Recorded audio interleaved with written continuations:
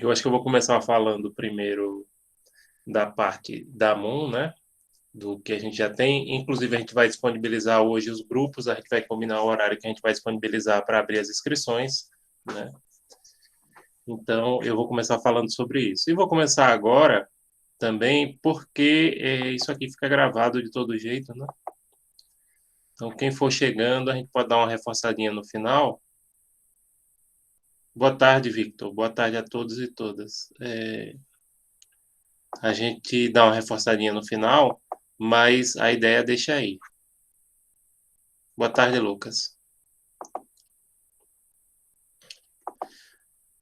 Deixa eu abrir aqui para ver se vocês não tiverem aumentar um pouquinho, né? Se vocês não tiverem vendo, por favor, me avisem.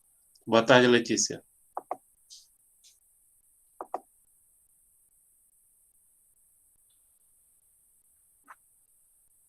Pronto. Acho que vocês já conseguem ver. Caso não estejam vendo, dá um toque. Acho que tá bom o tamanho, né? Bom, pessoal, nós vamos fazer esse semestre a quinta MUN, a 6 UNITA, edição 2021.2. Né? O tema geral é refugiados em meio ambiente. Será um painel da Organização das Nações Unidas que nós vamos simular, nós vamos é, simular, queria um sinônimo de simular, né? Representar, né, o funcionamento de um painel da ONU com o tema geral Refugiados em Meio Ambiente, discutindo os seguintes temas específicos. Refugiados em Meio Ambiente é o tema geral, é o título geral da MUN, né? O que a gente pode discutir? Direitos humanos, meio ambiente, conflitos internacionais, migrações e refugiados e a pandemia do coronavírus, Covid-19. Então, pode ser debatido qualquer um desses temas, mas com um foco maior na questão dos refugiados e meio ambiente, entenderam? Quais são as datas? Nós temos a sugestão de 3 datas. E aí eu vou. O que vocês acham? É melhor a gente deixar. Eu posso abrir uma enquete no Classroom e vocês votarem. Que tal? Acho que fica melhor, né? Teriam 3 datas que a gente poderia fazer: 13 de outubro, 20 de outubro ou 3 de novembro, às quartas-feiras, sempre das 14 às 17h30. Essas datas aí a gente já está de olho na questão das provas, que as provas de vocês da primeira unidade devem ir até a primeira semana de outubro, entenderam? Então, por isso é que a gente já está aí de olho. Já está aí de olho. E nessa questão das provas. Na semana de prova ou pré-prova, a gente não faz encontros, inclusive está previsto no cronograma, para que vocês possam estudar também para as provas, né? Se dedicar para as provas. Então, a gente não faz encontros. Então, pessoal, tem essas 3 datas, né?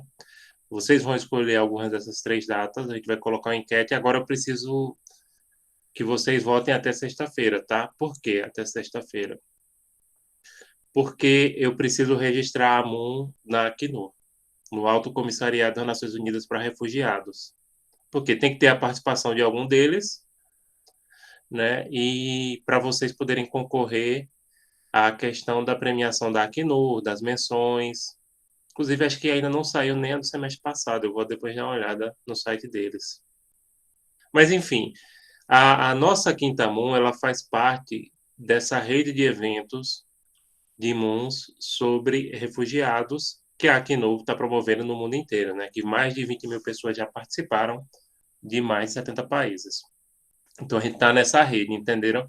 Aí, eles pedem um prazo para o registro, que é justamente esse prazo a partir de 13/10.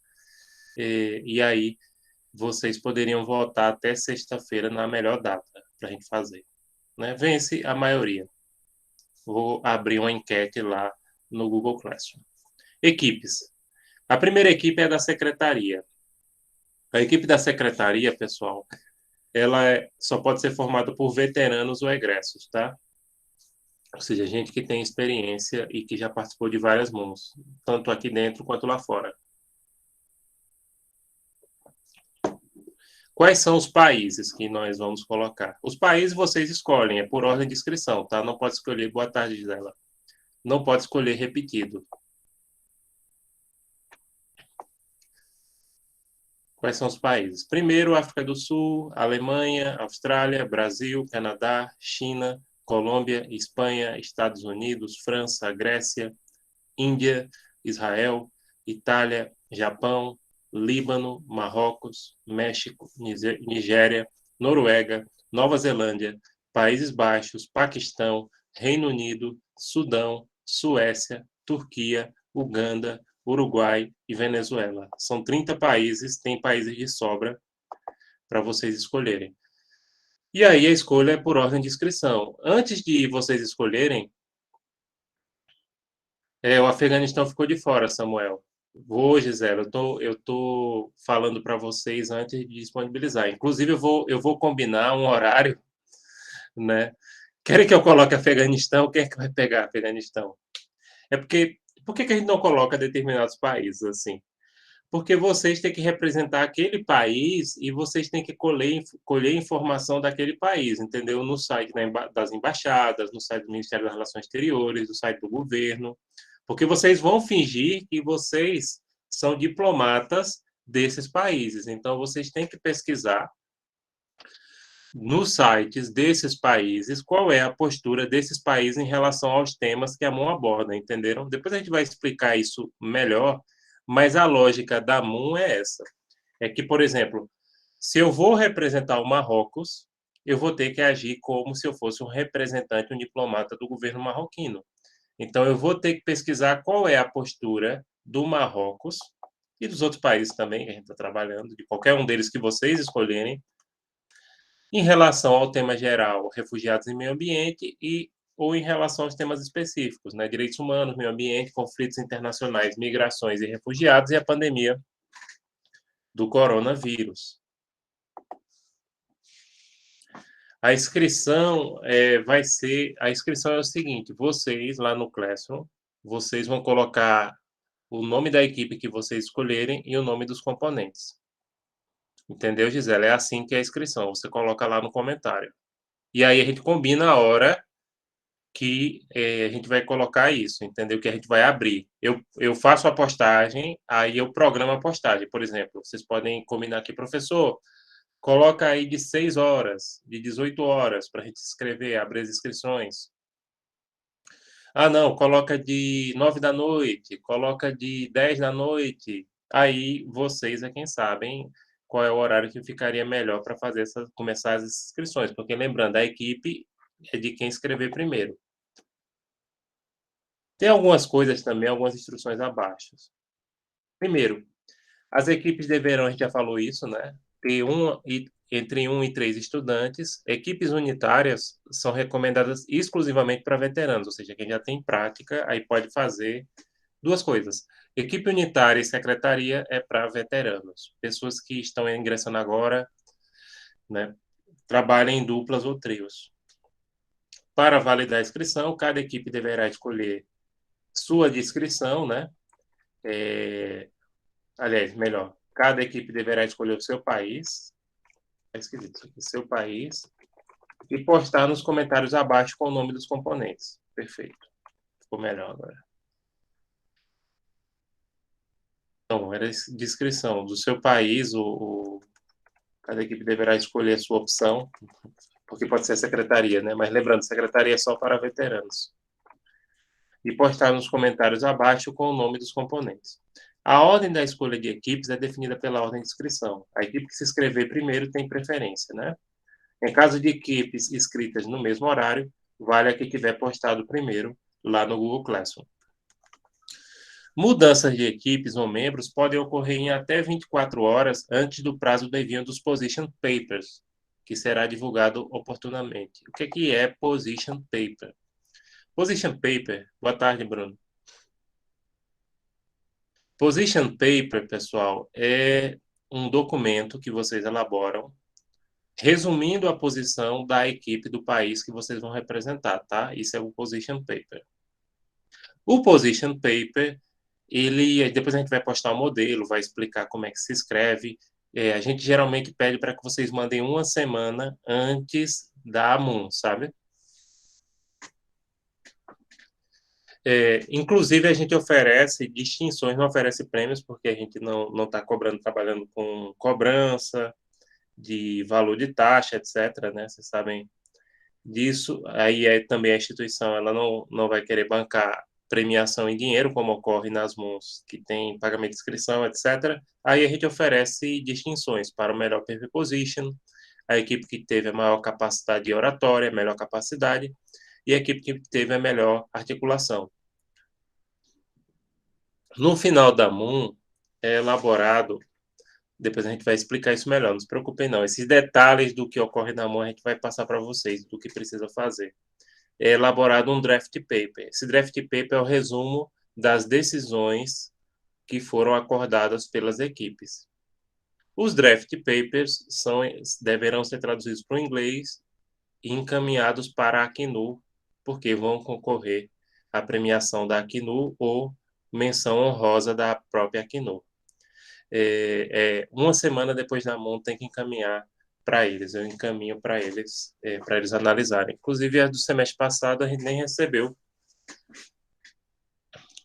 né? A gente nem recebeu, acho que ainda não divulgaram.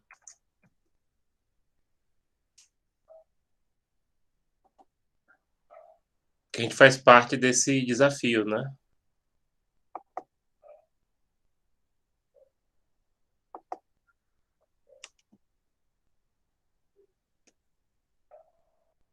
Ah, é por ano, por ano. Só tem o resultado das de 2020. Eu vou postar aqui, se algum de vocês quiserem depois dar uma olhadinha, eu vou colocar aqui no link. É esse evento que a gente participa, né? Model United Nations, ou seja, Moon Refugee Challenge, ou seja, o desafio de refugiados, dos refugiados da Moon, né? A Moon de Desafio dos Refugiados, que é esse que a gente participa a nível mundial, né? Semestre passado, o pessoal que estava aqui no projeto sabe que eles mandaram um certificado tudo bonitinho lá de Genebra, o pessoal é bem atencioso, bem cuidadoso mesmo, né? Espero que todo mundo tenha recebido os certificados que participaram da MON semestre passado, né? Que eles mandaram lá de Genebra. Pessoal bem atencioso, bem legal mesmo. Gostou de trabalhar com eles e é por isso que a gente vai continuar esse semestre trabalhando com o pessoal da Acnu, né? Porque lembrando, isso aqui é um projeto de extensão. Então, projetos de extensão, pessoal, eles têm que participar de iniciativas ligadas à sociedade. Ainda que a gente tenha ainda temos restrições para, como a gente fazia antigamente, ia para colégios. Agora está um pouquinho complicado devido à pandemia, mas a gente pode pensar em alguma coisa, talvez esse semestre. Mas aí a gente continua participando de uma iniciativa de extensão de nível mundial, né? Mas aí, por exemplo, para fazer em outubro, eu já preciso registrar até o final da semana. Sexta para sábado, aí eu já faço o registro, né, do nosso evento. Já definida a data, definidos os temas, né?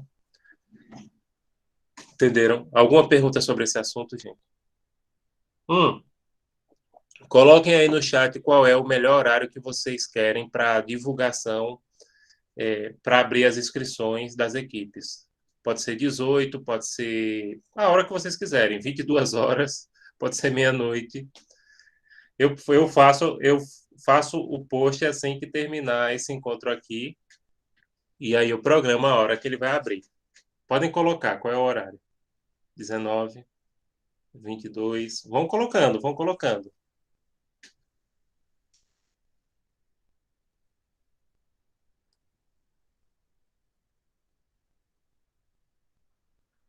Que aí eu vou contar depois. A maioria está 18, 19 horas de hoje. Podem colocar.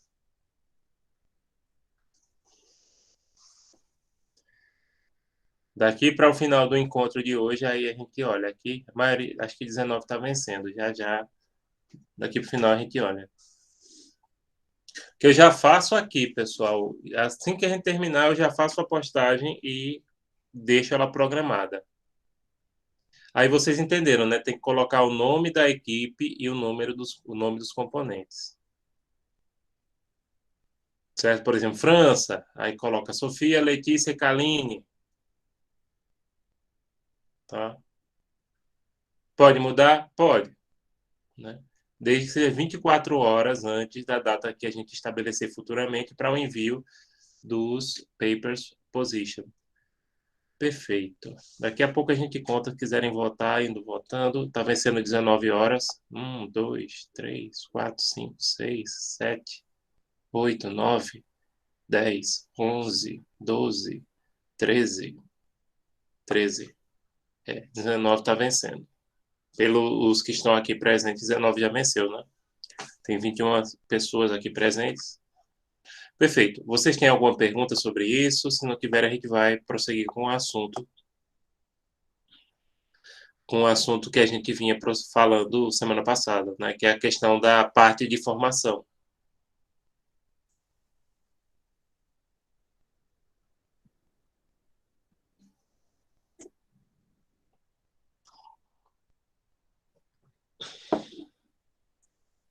Certo?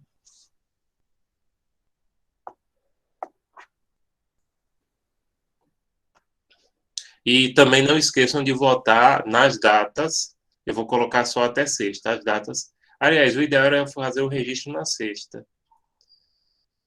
Uhum. Certo, o Carlos Magno está sem grupo. Se alguém tiver alguma vaga, os veteranos, é porque agora não tem muito veterano assistindo, porque a gente dispensa eles dessa parte inicial. Mas aí a gente avisa no grupo. Também é bom colocar uma postagem no Classroom. Eh, Viu, Carlos?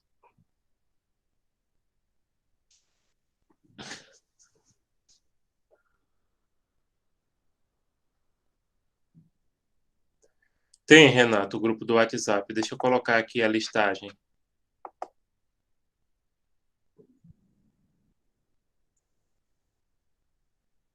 Ó, já tem gente aqui no grupo do WhatsApp falando que está sem grupo. Aí, Carlos pode responder. Deixa eu colocar aqui o link para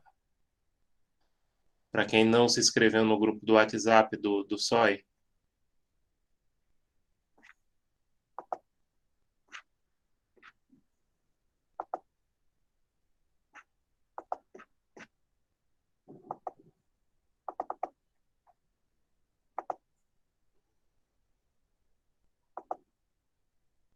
Eu vou colocar aqui. Copiar link. Pronto.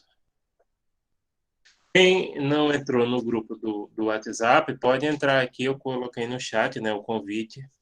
Pode entrar aqui. Que lá se articula. Pronto, Carlos aqui já incluíram e vocês vão se incluindo e vão conversando.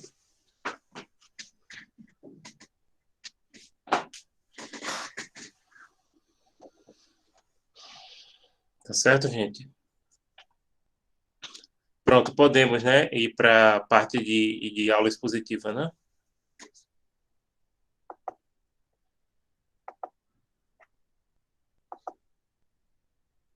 Caso tenha alguma pergunta, coloquem aqui no chat ou perguntem no áudio, como vocês quiserem.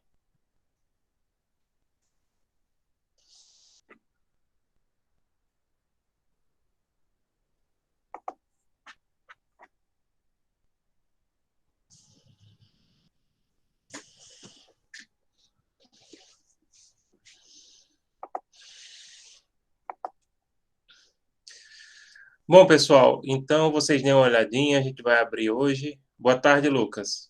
Pronto, o Lucas está aí, veterano. Lucas, a gente vai colocar o link das inscrições e das datas para você escolher as datas da MON, para eu fazer o registro com o pessoal da Acnur, hoje de 19 horas, tá? 19 horas. Bom, pessoal, prosseguindo, né?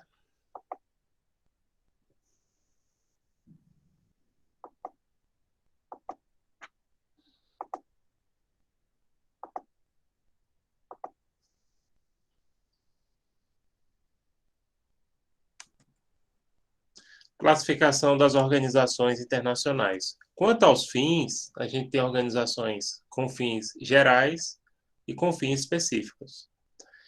As organizações gerais, pessoal, são aquelas que têm o objetivo, a finalidade, né, a mais ampla, o objetivo mais amplo possível, como a ONU, por exemplo, que é promover a paz mundial e a cooperação entre os povos. Então, bem amplo, né? A OEA que é a Organização dos Estados Americanos, ela tem mais ou menos o mesmo objetivo, só que no âmbito do continente americano. As específicas são aquelas organizações que trabalham com um objeto bem delimitado, por exemplo, o FMI, que é Fundo Monetário Internacional. Essa entidade, gente, ela trabalha com política macroeconômica. O FMI, por exemplo, ele não empresta dinheiro para construir uma ponte, uma estrada, uma hidrelétrica, ele empresta dinheiro para os estados que estão com as suas reservas cambiais lá embaixo, que estão com a sua economia desorganizada, né? Presta assessoria também. Então, perceba que é bem específico. A Unesco é a Organização das Nações Unidas para a Educação, Ciência e Cultura, que aí é do inglês, né? United Nations Education, Science and Culture Organization, por isso que é a Unesco. Sede em Paris, ela trabalha com essas três coisas: educação, ciência e cultura. É ela que dá o patrimônio natural ou histórico da humanidade, né? Pernambuco, inclusive, tem os dois: patrimônio natural Fernando Noronha e o patrimônio histórico Centro Histórico de Olinda e Recife, né? Que nem vocês sabem. Devem saber disso, né? Eu já ouviram falar. O UPU, que é a União Postal Universal, que é uma organização que distribui correspondência, né? Ela convênia, estabelece regras para a distribuição de correspondência de correios mesmo no mundo inteiro. Sede na Suíça. Alcance. Em relação ao alcance, a gente tem as organizações universais e as regionais. A organização universal, pessoal, ou global, também tem autores que chamam global, né? São aquelas que aceitam países no mundo inteiro, como a ONU, a OIT. A OIT é a Organização Internacional do Trabalho, a própria Unesco, que a gente falou, né? A OIT é a sede na Suíça, Genebra. Então, aceitam países do mundo inteiro. Eu disse, sim, professor, e por que tem gente que chama universal? É feita a história do Miss Universo, né? Tem a ver com o latim, universo no sentido de mundo. Regional são aquelas que só aceitam países de um continente ou de uma região. O Mercosul, né, que só aceita países da América do Sul. O NAFTA, que é North American Free Trade Act, que quase foi extinto na era Trump, mas acabou sendo reformulado. Só aceita países da América do Norte, como o próprio nome indica. A União Europeia, UE, né, que os países têm que ter pelo menos parte do território na Europa, ainda que tem alguns países, por exemplo, o Reino Unido, a Espanha, né, Portugal, tem ainda territórios fora da Europa, a França, né, a Guiana Francesa aqui é vizinha ao Brasil, o Reino Unido ainda tem várias possessões, a Espanha tem na África, né, algumas cidades e um arquipélago, Portugal também tem o arquipélago da Madeira, que fica na África, né, mas não é a maior parte do território, são países que têm que estar na Europa também, né, ser 100% na Europa, entenderam? Mas aí aceita países que fazem parte desse universo espaço europeu, né? Atuação. Nós temos as organizações com finalidade política, como a ONU, a OEA, né, que a gente já falou aqui, a OTAN, Organização do Tratado Atlântico Norte. Ela é militar, mas ela é política militar. Inclusive, ela surgiu, para que vocês que gostam de história sabem do que eu estou falando, como a aliança dos países capitalistas, né, contra o bloco comunista. Hoje em dia, obviamente, ela tem outras finalidades, porque a ameaça comunista só existe na cabeça de gente como Olavo de Carvalho, né? Concretamente, é teoria da conspiração. Bom, finalidade técnica específica são aquelas organizações que têm uma natureza mais técnica, que também trabalham com um objeto mais específico, né? A OMS, a Organização Mundial da Saúde, né, trabalha com questões de saúde. Na pandemia, agora vocês sabem a atuação dela. Ela estabelece recomendações, né? Ela define a questão da idade de vacinação, enfim, ela tem um trabalho importante, né? Ela reconhece a pandemia. O que pouca gente lembra é que, por exemplo, em relação à pandemia, eh, a pandemia que teve, a maioria de vocês era criança, né? Aquela pandemia que teve em relação a HN1, a pandemia que teve chikungunya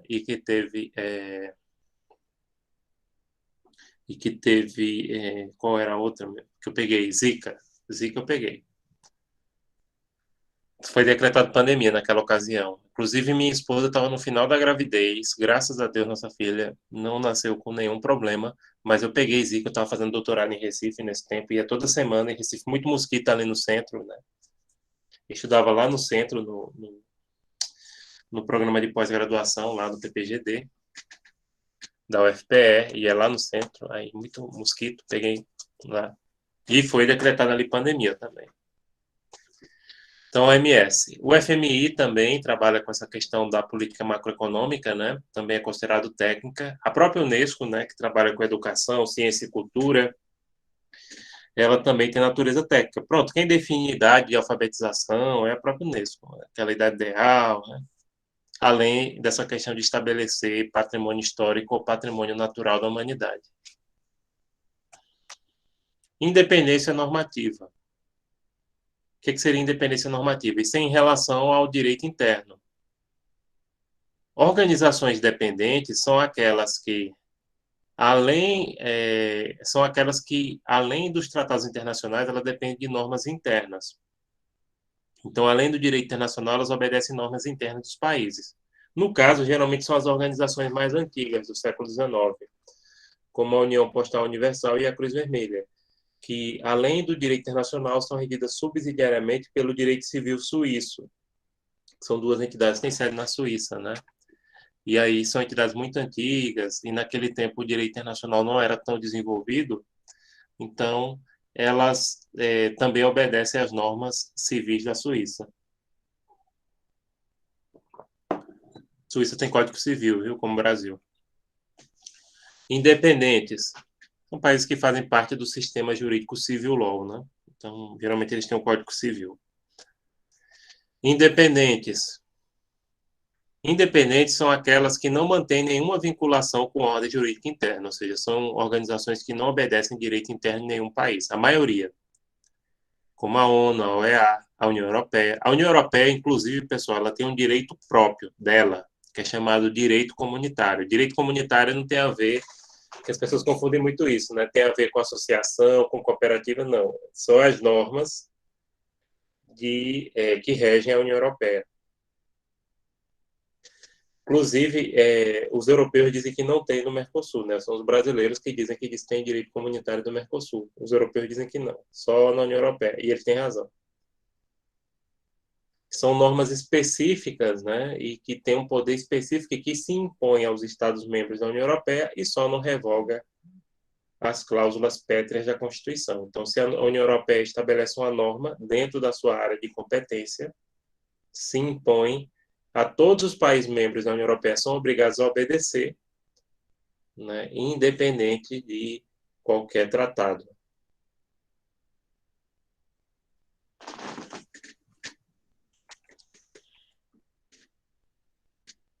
Participação dos Estados. Nós temos as organizações abertas ilimitadamente, que são aquelas que estabelecem requisitos mais gerais para a admissão de novos membros, tá? Como a ONU, a Unesco. E tem organizações abertas limitadamente, como a União Europeia, a OEA, a OPEP. Não existe organização internacional fechada, tá, pessoal? Toda organização admite sempre novos membros. O que diferencia aqui é essa abertura. Algumas são abertas mais limitadas, ou seja, por exemplo, para o Estado fazer parte da ONU, é preciso que ele seja indicado por um membro permanente do Conselho de Segurança, que tem 5, né? Estados Unidos, China, França, Rússia e Reino Unido. E ser aprovado pela Assembleia Geral e se declarar amante da paz. Sério, o Estado tem que se declarar amante da paz. Nesses termos, em inglês é peace lover, assina uma declaração se declarando amante da paz. A Unesco ainda é mais aberta, né? Basta o Estado querer cooperar com os fins da Unesco para promover educação, ciência e cultura. Já essas abertas limitadamente, aí a conversa é outra. Para entrar é mais difícil. A União Europeia, eu falei, o país tem que ter pelo menos parte do seu território na Europa. Isso. Mas não é só isso não, pessoal. A União Europeia só admite democracias, a União Europeia só admite estados de direito e a União Europeia só admite estados que respeitam os direitos humanos, tá? E também tem um aspecto econômico. Só entra na União Europeia os estados que estiverem dentro de determinados padrões econômicos que eles estabelecem. Agora, é claro, né, se o país tem alguma dificuldade econômica, eles emprestam ou até doam dinheiro, que seria um empréstimo a fundo perdido, para que o país alcance esse nível de desenvolvimento, né? Então, você tem países, por exemplo, que eram praticamente países de terceiro mundo antes de entrar na União Europeia. Você pegar, por exemplo, uma Grécia da vida, uma Irlanda, uma Espanha, Portugal, e que cresceram muito porque a União Europeia bota dinheiro. Eles cobram, né? Eles são muito rígidos, mas é, tem essa perspectiva de que, percebam, não é só fazer parte da Europa, tem uma porção de requisitos econômicos, políticos, jurídicos também, né? Como eu falei, ela só admite um Estado ser de direito e que respeite os direitos humanos, né? Então, ela tem uma porção de requisitos, por isso que o Estado se candidata e às vezes demora anos para poder entrar na União Europeia, porque ele tem que cumprir os requisitos. A OEA só aceita estados do continente americano e tem uma listagem, viu? Não é qualquer estado, não. Mas tem que estar no continente americano, pode ser na América do Norte, Central ou do Sul, e que tenha uma listagem de países que podem fazer parte. Por exemplo, Porto Rico, se ficar independente dos Estados Unidos, pode fazer parte. A Guiana Francesa, se ficar independente da França. Já as Malvinas, não. Porque como a Argentina reivindica, acho que vocês sabem, teve a Guerra das Malvinas, né? As Malvinas, se ficassem independentes do Reino Unido, ela não poderia fazer parte da OEA, não. Porque a Argentina reivindica. Aí ficou fora da lista de territórios de possíveis futuros membros, né? Já a OPEP, é a Organização dos Países Exportadores de Petróleo, só aceita países que exportam petróleo, não aceita países que importam petróleo, ou seja, só quem vende. O Brasil é interessante porque o Brasil, vocês sabem, né? O Brasil exporta petróleo e importa gasolina. Esse é um dos motivos, além da má gestão do governo federal, que, é, a gasolina custa o que custa. A gente exporta petróleo e importa gasolina refinada. Samuel aqui está perguntando o que eu achei do Brexit. Uma burrice, Samuel. E principalmente para os jovens, porque eles vão perder acesso a bolsas de estudo, a poder estudar nas universidades, porque a União Europeia também tem essa vantagem. Se você é nacional de um país da União Europeia, você pode estudar e ter os mesmos acessos que o nacional daquele país, e inclusive a União Europeia tem bolsas generosas de estudo para os estudantes. Tem gente aqui, acho que Carlos Magno já fez o intercâmbio, né? Já estudou lá na União Europeia e pode aí dar o testemunho, bolsas Erasmus. Então ali, aqui no Brasil, a gente não, antigamente a gente tinha umas pochetes, não era bolsa não, sabe? Agora nem mais pochete tem. E lá na União Europeia, às vezes não tem bolsa não, tem um balaio. Tem um amigo meu que fez doutorado na Espanha, em Valência, belíssima cidade lá do litoral espanhol, e até o povo ficava tirando resenha. Rapaz, tu não pegou a bolsa não, tu pegou foi um balaio, porque ele passou um tempo no Reino Unido, ele passou um tempo nos Estados Unidos e rodando com essa bolsa, né? É o programa Erasmus. Então, gente, para eles, para os jovens, por isso que a imensa maioria dos jovens em idade universitária, que nem você no Reino Unido, votou contra. E outra, o Reino Unido, na minha opinião, eles ainda acham que estão vivendo na época do Império Britânico, enquanto que outros impérios coloniais que já tiveram na Europa já caíram na real, que eles não são mais aquilo que eram antigamente. Não precisa nem ir muito longe, não, Espanha e Portugal. Basta ir numa França da vida, que também teve um grande império colonial e tal, mas cai na real que hoje já não é mais aquela potência colonial que era. O Reino Unido parece que muita gente não tem essa noção, sabe? De que, então, para mim, ali foi uma burrice, e mais cedo ou mais tarde eles vão acabar voltando. Só que aí o próprio pessoal da União Europeia falou: olha, se o Reino Unido quiser voltar, não vai ter mais a boquinha de não aceitar o euro como uma moeda, né? Já que eles nunca aceitaram, ficaram usando a Libra, e não vai ter a boquinha de não fazer parte da zona de livre circulação, que é a zona de Schengen, né? Que é aquela zona que você pode circular dos países europeus sem precisar estar carimbando o passaporte. O Reino Unido não fazia parte. Quando eu fui para o Reino Unido, eu fui via Portugal, aí eu carimbei o passaporte, né, em Portugal, depois tive que recarimbar no Reino Unido, né? Porque eles não fazem parte da zona de livre circulação. Então, eu estou dizendo assim, não vai ter mais essa boquinha não, sabe? de ficar de fora de moeda ou de zona de livre circulação. Vou ter que aceitar tudo. E sem falar que a indenização, né? 40 bilhões de euros que eles vão ter que pagar. Então, gente, não foi bom negócio, não. José Ramon está falando aqui do filme A Dama de Ferro, né? Que fala da Guerra das Malvinas. Sim, também tem esse filme. E na própria... naquela série da Netflix, The Crown, que é muito boa, por sinal, né? Também foi abordada essa questão da Guerra das Malvinas. E, aliás, a atriz é excelente, Gillian Anderson, eu sou fã dela desde os anos 90, quando eu era adolescente, que ela fazia Arquivo X, ela é uma atriz excelente, tanto para humor quanto para questões sérias. E você vê, ela acho que ganhou o Globo de Ouro, né, pela Margaret Thatcher, que era a primeira-ministra britânica ultraliberal, que ela representou, né? E excelente atriz, aquela mulher fantástica. Gosto muito dela. Não sei se vocês assistiram The Crown, né, com ela. Se alguém aí viu, né? Então mostra assim, nessa última temporada mostra a Guerra das Malvinas.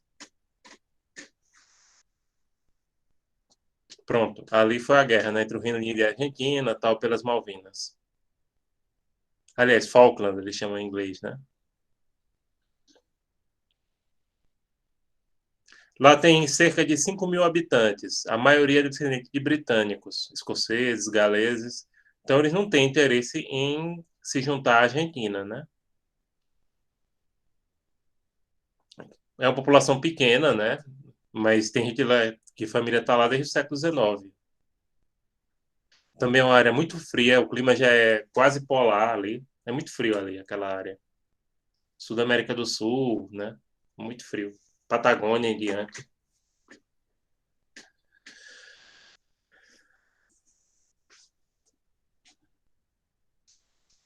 Eu quase fui fazer na época do doutorado. Não fui por questões operacionais. Eu quase fui, mas eu consegui a aprovação. Eu ia fazer um sanduíche lá na Patagônia, acreditam? Ia estudar lá na Patagônia Argentina. Inclusive o professor lá, o vice-reitor, mandou uma carta, né? Mas aí teve a questão de bolsa, etc., que acabou não saindo e eu acabei não indo. Mas é uma área bem fria e eu já estava naquela coisa, eita. Também eu estava com a minha filha com 6 meses de nascida e isso também pesou. Né? Minha esposa ia ficar só com a criança de colo, né? E você perde muita coisa. De 6 anos eu ficaria 6 meses, né? Quando eu ia chegar, ela ia estar com 1 ano, ia perder muito tempo do desenvolvimento, né? Nessa fase, então a fase do momento da criança, e tal. Então acabei não indo, mas eu já estava me preparando para o frio. Mas voltando aqui, pessoal.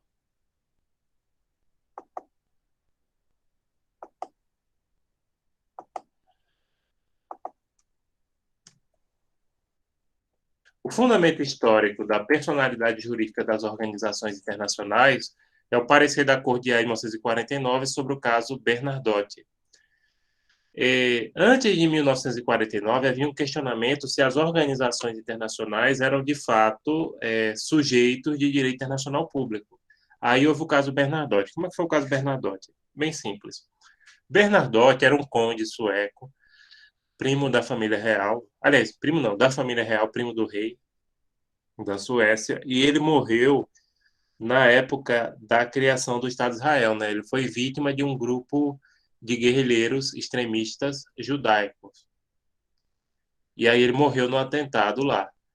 E a ONU ingressou na Corte Internacional de Justiça, na Corte de Haia, perguntando se ela tinha personalidade jurídica para poder reivindicar uma indenização de Israel no caso da morte do seu representante, né? Que o Bernadotte era o representante da ONU lá durante o processo de criação do Estado de Israel. Aí foi decidido que sim, a ONU e as outras organizações têm personalidade jurídica e ela poderia pedir uma indenização pela morte do seu representante. E pronto, foi o que aconteceu. O Bernadotte, pessoal, é uma das pessoas, lá na sede da ONU eu já visitei, né, já disse, é uma das pessoas mais homenageadas lá, que morreram a serviço da ONU. Eles têm um painel lá das pessoas que morreram a serviço. Painel não, é uma área, um vão, assim, que eles colocam homenagens. E ele e o brasileiro Sérgio Vieira de Mello, que inclusive na Netflix tem um filme, Sérgio, que eu recomendo, tá? Assistam. É Sérgio, quem faz o personagem é Wagner Moura, né? Eu gosto muito de Wagner Moura também. Vale a pena assistir o filme. Ele morreu Era representante da ONU no Iraque. A personalidade jurídica internacional raramente vem expressa nos instrumentos constitutivos da organização, mas a organização hoje é tão pessoa jurídica internacional quanto os estados. Decisões e deliberações das organizações internacionais são normalmente tomadas por votações em assembleias gerais ou órgãos congêneres. Congêneres seriam parecidos, similares, análogos. Então, as decisões das organizações internacionais, pessoal, elas são tomadas ou em Assembleia Geral ou em algum órgão que seja parecido. Na Assembleia Geral, a gente vai falar aqui sobre os sistemas decisórios das organizações internacionais. Geralmente, cada Estado-membro tem direito a um voto. Tem algumas exceções. Por exemplo, naquelas organizações que são bancos, como o Banco Mundial, o FMI, aí o voto é de acordo com o capital que o Estado tem investido, tá? Então, unanimidade. Unanimidade é quando todos precisam concordar. Por exemplo, na União Europeia, para se admitir novos membros, precisa da unanimidade. Dissidência. Dissidência, pessoal, é quando dentro da organização alguns membros ou os estados não precisam tomar certas decisões que a entidade tomou. Então, eles têm direito de dissidência. Pronto, no caso do Brexit, que a gente estava falando do Reino Unido, da saída do Reino Unido da União Europeia, o Reino Unido tinha direito à dissidência em relação à questão da moeda, nunca adotaram o euro, né? Sempre a libra, e em relação à zona de livre circulação também. Então, ali era um direito de dissidência, mas, como eu disse, a União Europeia já avisou que se o Reino Unido quiser voltar, e francamente um dia vão querer, não vão ter mais o direito de dissidência. Tem que aceitar.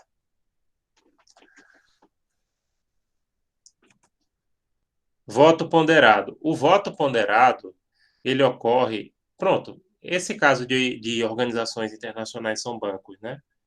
O voto proporcional ao capital investido é uma espécie de voto ponderado. Outra espécie de voto ponderado é o veto no Conselho de Segurança da ONU, que os 5 membros permanentes do Conselho de Segurança da ONU eles têm poder de veto, ou seja, a ONU só aplica uma sanção contra um Estado que desrespeitou a ONU, né, ou desrespeitou a ordem internacional, se não for vetado por algum desses 5 membros, que seriam Estados Unidos, Reino Unido, China, França e Rússia. Isso, e a Rússia. São esses 5, né? Que são os vencedores da Segunda Guerra Mundial. E por isso que se fala da necessidade de se reformar a ONU, porque esse desenho institucional é de Guerra Fria, né? É um panorama nosso hoje do sistema internacional e do pós-Guerra Fria. Então, ali é voto ponderado, o veto no Conselho de Segurança da ONU e o direito proporcional de voto de acordo com o capital investido nos bancos internacionais. Ô, professor, e Pode falar. principalmente que quando você para pensar nesses 5 membros, 2 deles, assim, têm aspectos bem polêmicos quanto a respeito de direitos humanos, né? Que seria a China e a Rússia, né? Principalmente a China, né? No que diz respeito E, e o próprio a Estados Unidos, fora, além sim, dos Estados Unidos, em outros, o que eles fizeram no Oriente em outros Médio, países, né? isso, exato. Então, realmente, eu concordo com você totalmente. Tem que haver uma reforma do Conselho de Segurança, existem várias propostas. Existe a proposta de ampliação com vagas por região, que é essa que desde os anos 90 o Brasil pleiteia, se houvesse uma vaga da América Latina, que fosse para o Brasil, né? Então, existem muitas propostas, e tem gente que faz artigo, TCC sobre isso, é um tema bem interessante, né? Essas propostas de reforma do Conselho de Segurança. Agora, esses 5, clubinho dos 5, realmente eu acho muito complicado, e realmente concordo que esses países, eles acabam fazendo mau uso político desse poder de veto. Certo? Tem esse mau uso político. E eles, inclusive, pessoal, acabam usando o poder de veto para proteger aliados. Não sei se vocês já notaram isso. Então, por exemplo, Israel foi protegida pelos Estados Unidos, a Síria foi protegida pela Rússia. Então, eles acabam usando isso politicamente. Maioria simples ou qualificada,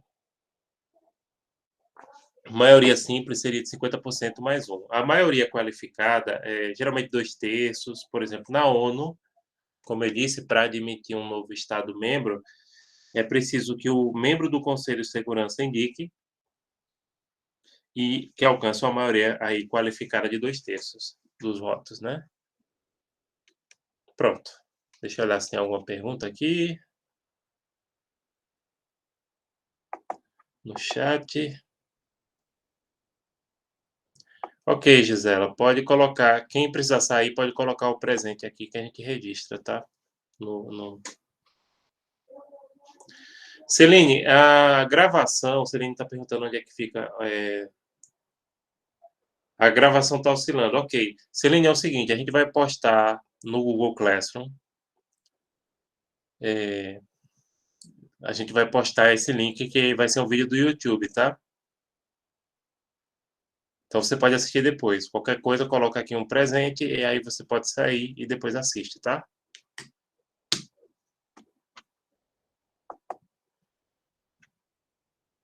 Deixa eu olhar aqui. Se tiver alguma pergunta, perguntem.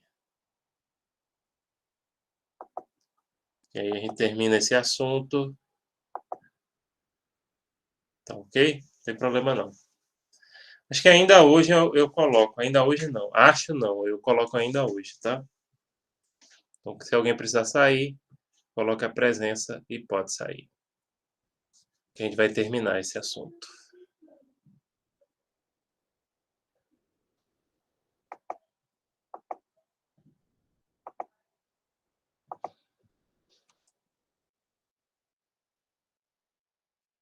As organizações internacionais não possuem base territorial, por isso celebram acordos de sede, né, tratados com certos estados para estabelecer a sede da entidade. E essa sede, gente, geralmente ela tem privilégios tributários, não paga imposto, né, mas assim, uma organização ela não tem um território soberano, como acontece com os estados, tá?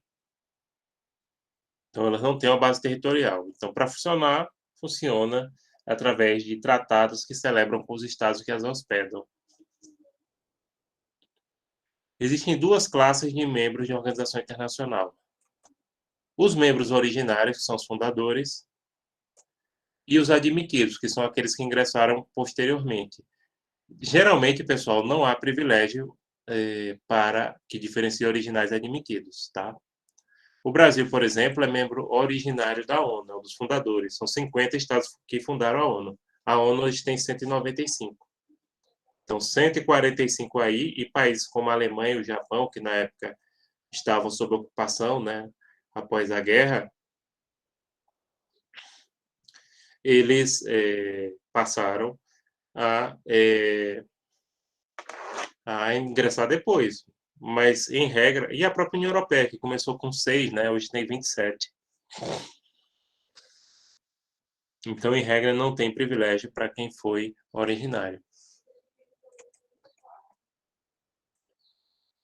Geralmente, as organizações internacionais elas estabelecem limitações para a admissão de novos membros. Essas limitações podem ser geográficas, políticas, econômicas ou até românticas, né, conforme Mauzuoli. Por exemplo, na Carta da ONU permite a admissão de estados amantes da paz, literalmente peace lovers, em inglês, né? Mas é muito comum essas limitações. Então, só admito o estado que importa petróleo, ou exporta petróleo, perdão, importa não, é a Organização de Exportadores de Petróleo. Só aceita o país da União Europeia, o OCDE, só aceita economias desenvolvidas, né? Desenvolvidas não, economias, eles usam outro termo, economias de mercado, tal, na OCDE. Nem todos os países da OCDE são desenvolvidos, a imensa maioria sim. Ou desenvolvidos ou emergentes, né? Que é a Organização para a Cooperação e Desenvolvimento Econômico, né? Que é aquilo que Trump prometeu para Bolsonaro para colocar o Brasil lá e não deu em nada. A admissão de novos membros deve estar especificada no Tratado Constitutivo da organização. Então, é o tratado dela que define quem pode ou quem não pode ser membro e os requisitos, né, para que o novo membro seja admitido. É possível, gente, a admissão de organizações internacionais em outras organizações internacionais, sim. Por exemplo, a União Europeia é membro originário da OMC, a Organização Mundial do Comércio, que foi criada na década de 1990. A maioria dos membros são estados, mas uma organização pode ser membro de outra organização. No caso da ONU, a União Europeia é observadora. Ela não é membro originário, na OMC não, ela é membro mesmo. Não é só observadora. Até porque é um bloco econômico, né? E a OMC é a Organização Mundial do Comércio.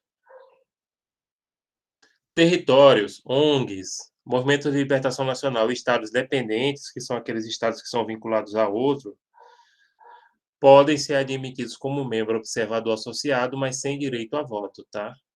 Nesse caso, essas entidades que não são estados não são estados, né? Territórios em processo de independência, aí eles só têm direito a ser observador associado, só tem direito à voz, ou seja, participar das reuniões, mas não possui direito a votar.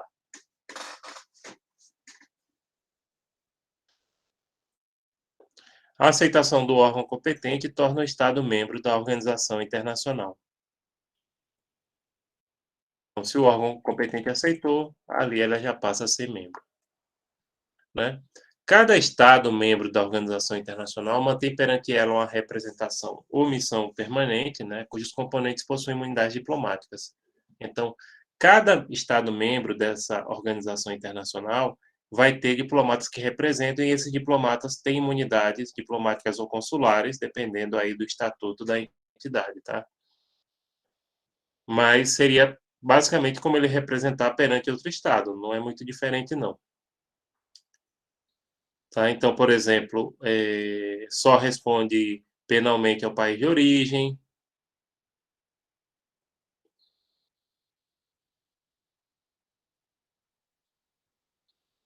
E aí vai. O descumprimento de obrigações por parte dos Estados-membros pode acarretar sanções de acordo com o Tratado Constitutivo da Organização Internacional. Então, se o Estado ele não cumprir com as determinações da organização, ele pode sofrer sanções. Que tipo? Econômica, política, militar. Depende do Tratado Constitutivo e depende da organização internacional. Por exemplo, a ONU tem poder militar. Mas, cá entre nós, eu acho que a União Europeia tem mais mecanismos, e usando mecanismos econômicos e políticos para obrigar os Estados a adotarem as decisões dela, do que a própria ONU. Porque a ONU ainda tem essa questão do veto, né? Então, se um Estado vetar, se for foi determinado para o Estado B, vai sofrer uma sanção militar. Pronto. Ela tem um amiguinho lá no Conselho Permanente, o amiguinho veta, fica por isso mesmo. Já a União Europeia não, ela tem poder de orçamento, ela tem um poder econômico, os Estados são muito dependentes economicamente dela, aí ela consegue ter um alcance melhor das suas decisões, né? Ela consegue ter uma aplicabilidade melhor. Formas principais de punições aos Estados faltosos. Suspensão de direitos, né? O Estado perde o poder de votar nas decisões. Ou exclusão da organização, que é raríssimo. Dificilmente um Estado ele tem casos assim históricos. Por exemplo, a Itália foi expulsa da Liga das Nações na década de 1930 pela invasão da Etiópia. Mas é raro, tá? Raríssimo. Muito difícil.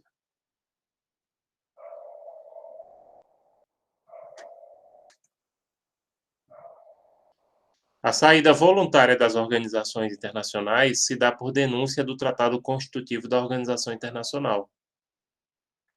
Denúncia, pessoal, não é apontar alguma coisa errada. Denúncia é um termo técnico que significa que o Estado declara que não quer mais fazer parte daquela entidade. Inclusive, para o Reino Unido sair da União Europeia, precisou denunciar o Tratado Constitutivo, que seria o artigo, se eu não me engano, 51 do Tratado de Lisboa, para poder sair da União Europeia, né? Teve que fazer um plebiscito e tudo mais. Pode ter outros requisitos, como essa questão do plebiscito, né? No caso da União Europeia. E aí faz essa denúncia, né? Mas, como eu disse, a denúncia não é apontar uma irregularidade. Pode até ser apontada, mas, por exemplo, a saída do Reino Unido da União Europeia não foi apontada por uma irregularidade, mas pela própria conveniência do Reino Unido, e houve essa discussão, né, e fazer parte da entidade, eu achar que estaria melhor Só. Elementos que condicionam a saída voluntária dos membros da organização internacional. Primeiro, o aviso prévio, no caso da União Europeia são 2 anos, a maioria é 1 ano, viu? No caso da União Europeia são 2, é o artigo 51 do Tratado de Lisboa, e atualização das contas, ou seja, pague o que você está devendo. No caso do Brexit, que a gente está falando, da saída da União Europeia, 40 bilhões de euros é o que ficou, e ainda não foi pago não, né? Estão negociando. Então tem que pagar o que deve, o que recebeu, o que está devendo. Pessoal, encerramos aqui. Como referência, tem livros que vocês podem encontrar sobre esse assunto na biblioteca física e na digital. Na biblioteca física tem esse livro do José Cretella Neto, Teoria Geral das Organizações Internacionais, editora Saraiva. Acho que a última edição que tem lá é 2013. É um livro muito bom, maior do que uma Bíblia, viu? Bem grossão. A linguagem dele é um pouco carregada, mas ele é muito bom. Mônica Hess, Jana Tabak e Andrea Hoffman, Organizações Internacionais, da editora Servier, tem na biblioteca digital e tem na física também. É um livrinho mais didático esse aqui. Recomendo também. Ele é mais didático do que o Cretella, né? O Cretella aprofunda mais. Você pega um livro com essa grossura, assim, de Cretella, sobre organizações. O dela é mais fininho, é mais didático. O das 3, né? Tem o livro do Mauzuoli, Curso de Direito Internacional Público, que é excelente. Tem na biblioteca física e na digital. Na biblioteca digital tem a edição 2020, inclusive, né? Mais atualizadinha. O da Mônica Hess e de Hess, Tabak e Hoffman é a última edição que saiu desse, é 2015, tá? Não tem edição mais nova, não. É a última que está disponibilizada lá. Aí, tanto na biblioteca física quanto na digital. Aí tem o Mauzuoli, muito bom, gosto muito dele. Também vale a pena. E nós temos na biblioteca física o livro do professor Antônio Augusto, Cansado com C cedilha, Cansado sem cedilha, para não ser com essa, senão era cansado mesmo. Né? Trindade, Direito às Organizações Internacionais, da editora Del Rey. Um livro muito bom e ele é juiz em Haia, né? Então, também são esses 4 livros que a gente recomenda se vocês quiserem dar uma pesquisada. Agora, do Cretella e do Antônio Cansado Trindade só tem na biblioteca física. Os outros 2 tem tanto na física quanto na digital. Vocês podem procurar.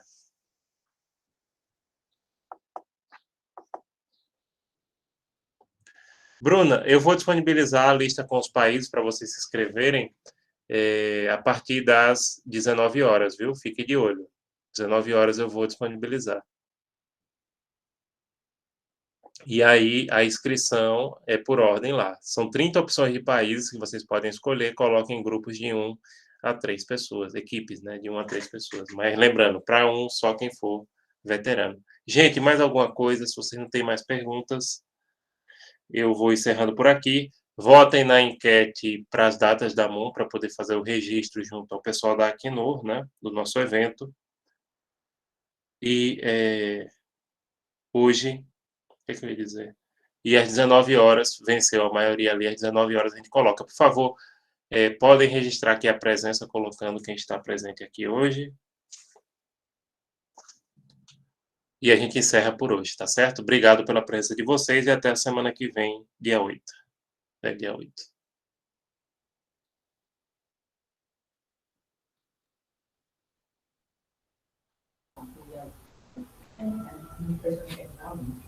Quer dizer que o senhor não é adepto ao pensamento olavista, não, né? Deus me livre. Olavo de Carvalho.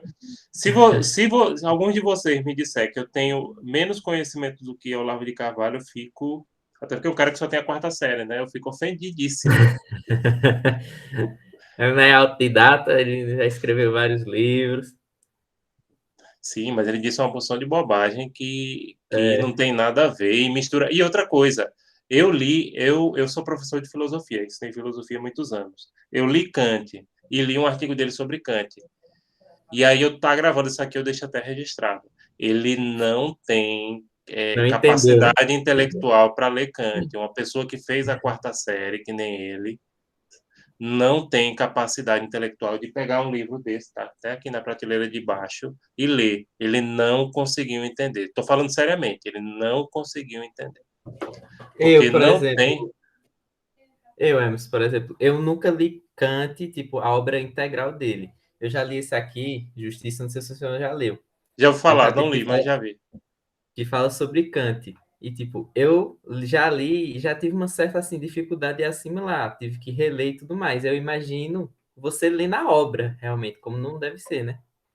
Sim, Deve ser extremamente complexo e tudo complexo. mais. Eu tenho. Pronto, eu vou lhe mostrar aqui. Eu acho que tanto na biblioteca física quanto na digital eles têm.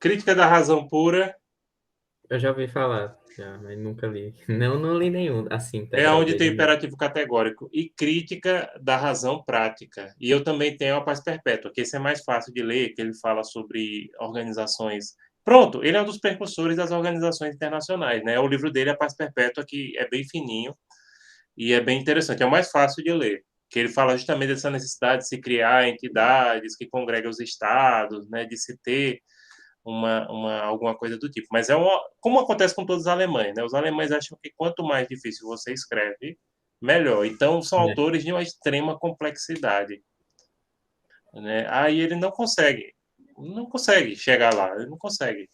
Isso são bobagens. Pois é, Mas, pelo Samuel. menos, mas eu Oi, ainda diga. concordo com ele quando ele disse que Aristóteles foi um dos maiores gênios do Ah, Ocidente. não, Isso eu é isso concordo. é. Isso é. Aristóteles eu também Isso aí tenho. eu concordo. Aristóteles eu não li, eu sei que ele também fez algumas análises de Aristóteles e tal. Mas assim, a de Kant, ele não consegue entender, ele não conseguiu entender os livros. Até mais, professor. Até mais, Samuel. Pessoal, tchau, tchau, viu? Daqui a pouco dê uma olhadinha lá de 7 horas, tá certo?